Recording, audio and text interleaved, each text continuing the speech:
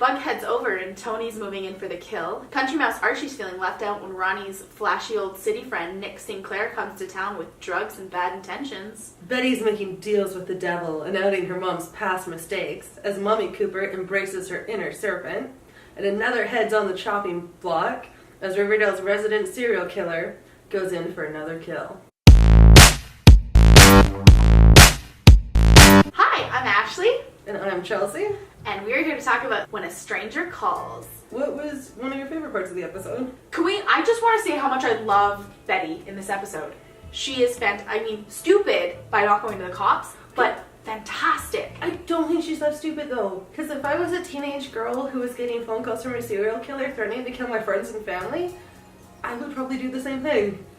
Actually, yeah, okay. The whole time where she's just like having conversations with people and just like tears are rolling down her face, I was like, oh my god, Betty, why are you doing this to yourself? When she has that conversation with Archie about how she needs to break up with Jughead, I felt every second of that. That felt real, and for one of the first times, like, her acting was so good, it made Archie look good. Yeah, that is true. That is powerful acting when she can elevate the people in a scene with her. Like, that was impressive. That was fantastic. That scene was, like, so heartbreaking, especially when she was like, we will fix it. Like, we'll find a way to fix it. And she's like, and, like, the low ponytail, too. Like, that was such a great style choice where she was just, like, goes from, like, high ponytail Betty to low ponytail Betty. Love it. Like, whole thing. I need them to resolve the serial killer plotline, at least Betty's part. Because, like, her anxiety is making me anxious. Like, I feel it through the scene because she's so anxious. Mm-hmm. I was on the edge of my seat being like, what is she going to do now? How is she coping? Like, I'm secretly praying for some Dark Betty to come out. Because, like, bitch, Dark Betty's got to come out soon.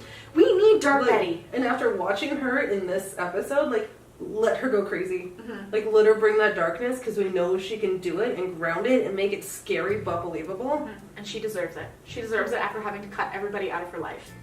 It's heartbreaking. Mm-hmm. I think let's lighten it up with another one of our favorite parts. Let's talk about Hot Dog the dog. I love Hot Dog! There's like the silly initiations for Jughead to become a serpent, and one of them is to just look after the serpent dog, Hot Dog the Third.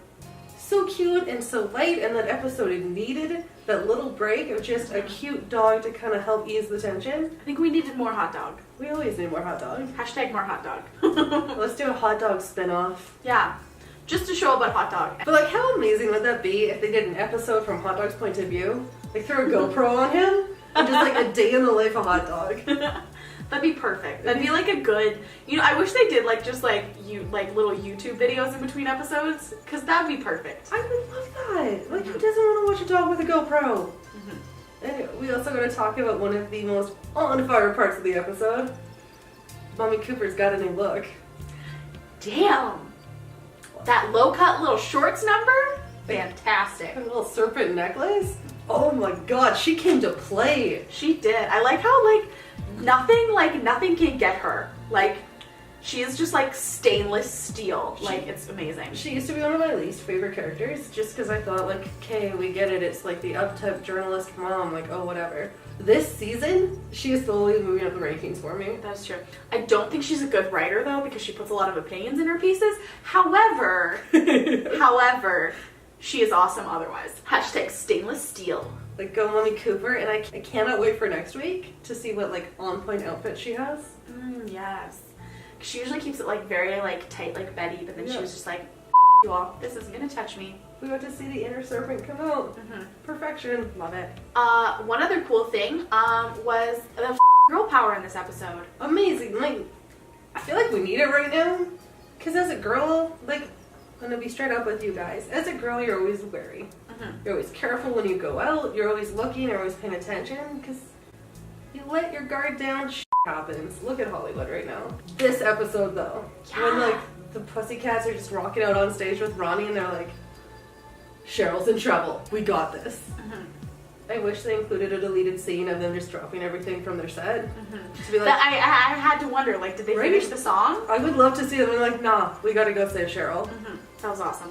I can't help but wonder if, this episode was possibly moved up because of the scandals or something like that, or they just wrote it in response to. But either way, it was incredibly timely and perfect. And even Ronnie's little line when they save Cheryl, thank God.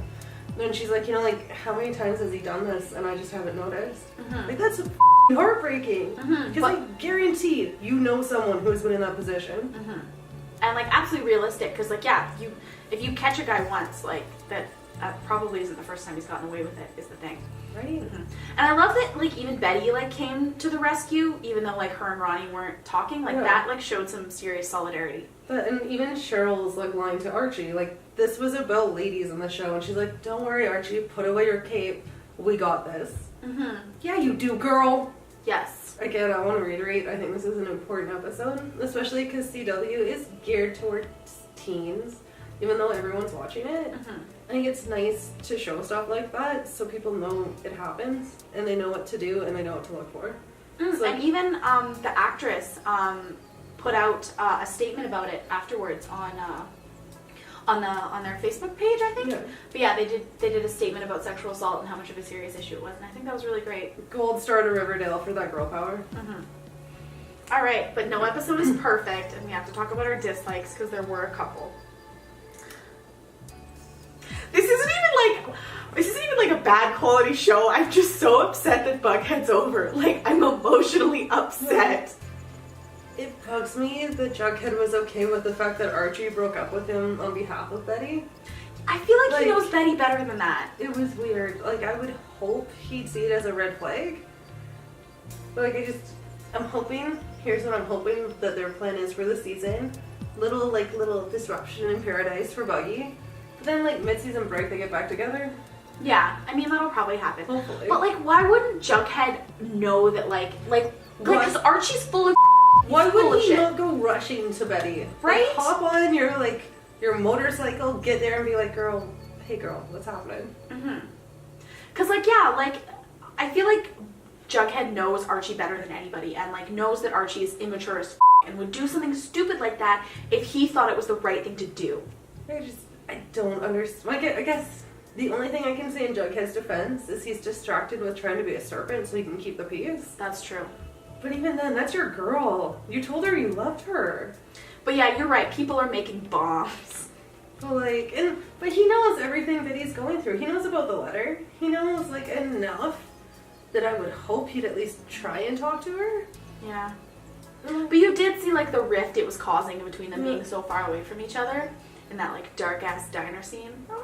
I'm so upset! They gotta tear them apart to bring them back together. Okay. It'll be okay. We gotta remember, it's a teen soap opera. It's not a teen soap opera if people aren't breaking up. And getting back together. We just have to hope he doesn't knock up Toni. I swear to God, if Toni. Alright. Speaking of Jughead's distractions, that final gauntlet scene, what'd you think of that? Like when he's being initiated? Yeah. I thought it was dumb. That was so dumb. I thought it was dumb.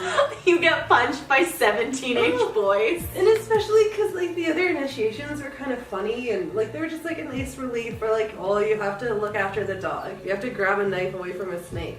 Just kind of stupid, harmless fun. And then the last one is you get knocked out with, like, brass knuckles. And let's be honest, Jughead would not have gotten up if he, like, took it to the face with a brass knuckle. No. Also, can I make a point that all the people punching him were teenage boys and then Tall Boy just shows up? Like, he's the only adult there and he's, like, over 40. And that bugs me, too. Because you know how Jughead has taken it upon himself to be a serpent so he can try and mend the rift between the north and the south side?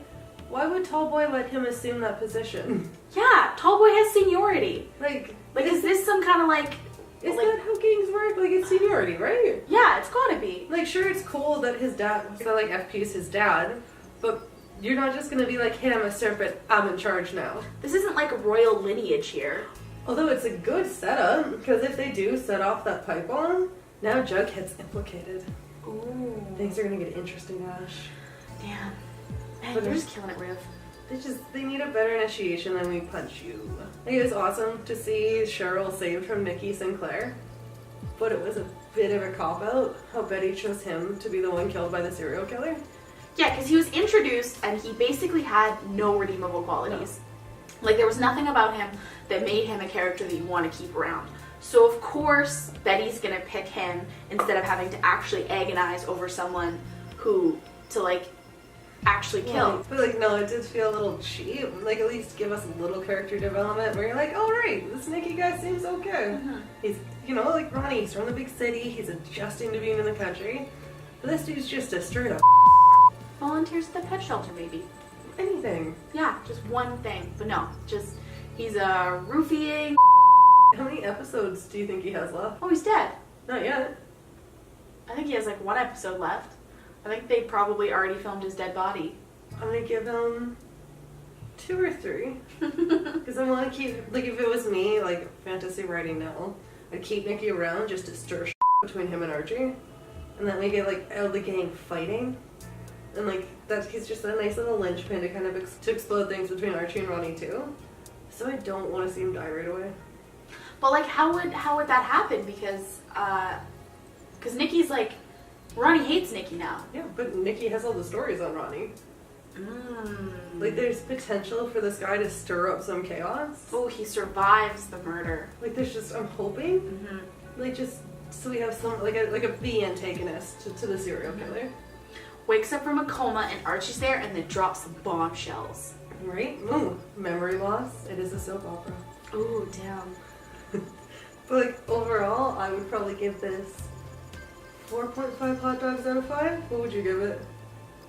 Honestly, I really like this episode. I would give it like, I'd give it 5 rattlesnakes with no venom out of 5. Okay. But it was good, but it wouldn't be one of our episodes if we didn't go into some crazy theories. So what should we start off with? Let's start off with our rational theories. Toni and Juggy. I don't think so. They Like, I think it's gonna be played like, oh, maybe they did, maybe they didn't, to stir some more between him and Betty. But like, no. Jughead is not gonna have his first time with Toni. I guess, but like, I don't know. Like, your girlfriend breaks up with you through her best friend that she had a crush on forever, and like, then like there's a pretty-haired serpent girl with pink hair in front of you. Who's been nothing but supportive. Exactly. And understands the South Side issues that you've been going through. Like, come on. Like, shoulder to cry on. Exactly. I hope not. I hope they just tease it and then it's not true. But like, it wouldn't, like, we gotta try and guess who the serial killer is. Now more than ever, I think it's Dark Betty. You know what? Actually, that could be plausible, because she like puts on the hood.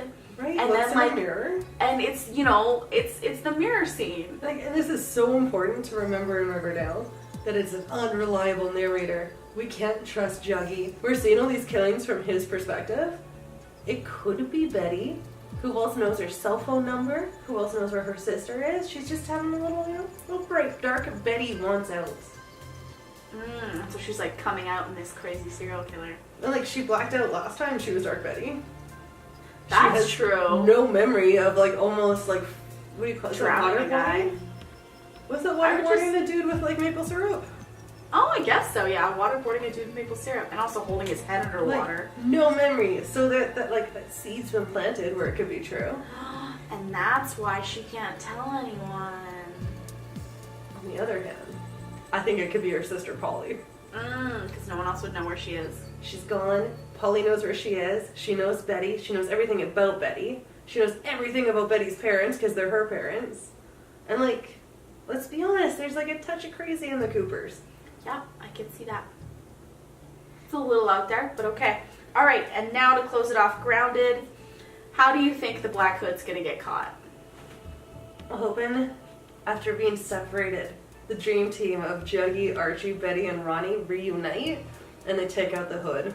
In a wonderful finale scene. Like super intense, lots of fast cuts. And they do what they gotta do. Yeah. They figured out who it is and they unmask him Scooby the Gang style. I want a split screen of all 4 of them realizing it at the same time. That'd be great. And then, they're all in different places doing research and they're like, well, no, I have to talk to my friends. It'd be the perfect way to reunite the team after they separate. That would be good. What do you guys think? Who do you think the Hood is? How do you feel about Bughead being over? Tell us all about it in the comments below and don't forget to like, share, and subscribe.